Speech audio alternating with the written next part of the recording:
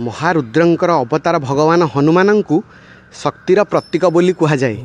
तांको आराधना रे बल कीर्ति आरोग्य एवं निर्भीकता बढ़ी थाए। हनुमान हेउछंती कालजयी चिरंजीवी।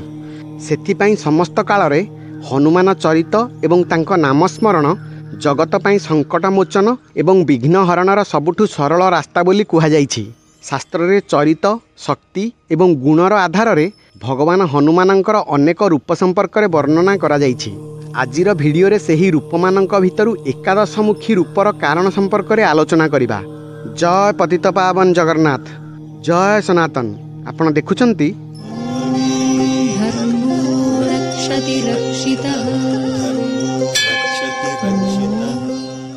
प्राचीन काल रे कालकार मुख नामक जड़े अति शक्तिशाली राक्षस थिला।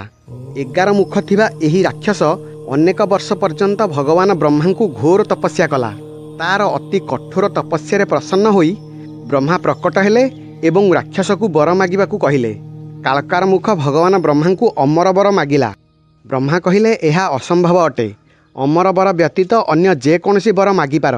राक्षस कहिला ठीक अछि, मोते एही वरदान दियंतु कि जी मोर जन्मतिथि रे 11 मुख धारण करिबो से ही केवल मोते मारी पारिबो। भगवान ब्रह्मा तथास्तु कही अंतर्ध्यान होईगले। ब्रह्मांक बରରେ बलियान होई सेही राक्षस देवता मानंकु पराजित करिदेला एवं 3 लोकरे भयंकर उत्पात आरंभ कला।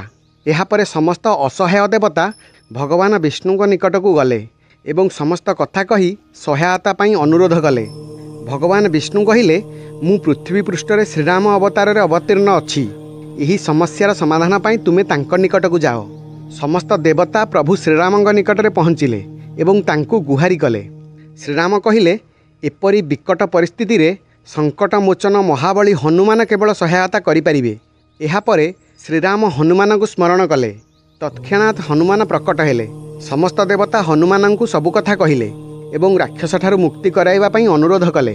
भगवान श्रीराम मध्य हनुमान को कहिले धर्म अति संकट रे अछि, एहाकू निवारण कर। प्रभुंक आज्ञा को शिरोधार्य करी महाबली हनुमान चैत्र पूर्णिमा तिथि रे 11 मुखी रूप धारण कले। एही तिथि को हनुमान जन्मोत्सव रूपे मध्य पालन करती।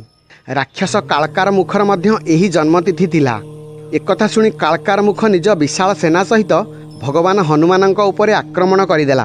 हनुमान कालकार मुख को देखि भयंकर भाव में रागिगले। से किछि क्षण मध्यरे राक्षसर विशाल सेना को नष्ट करिदेले। एहा देखि समस्त देवता प्रफुल्लित होइगले।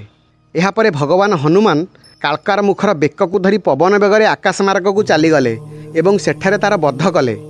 भगवान हनुमानंकर 11 मुख रूपरे थिबा मुख गुड़िक बेस तात्पर्यपूर्ण। सेही मुख मानक मध्यरे प्रथम हनुमान मुख।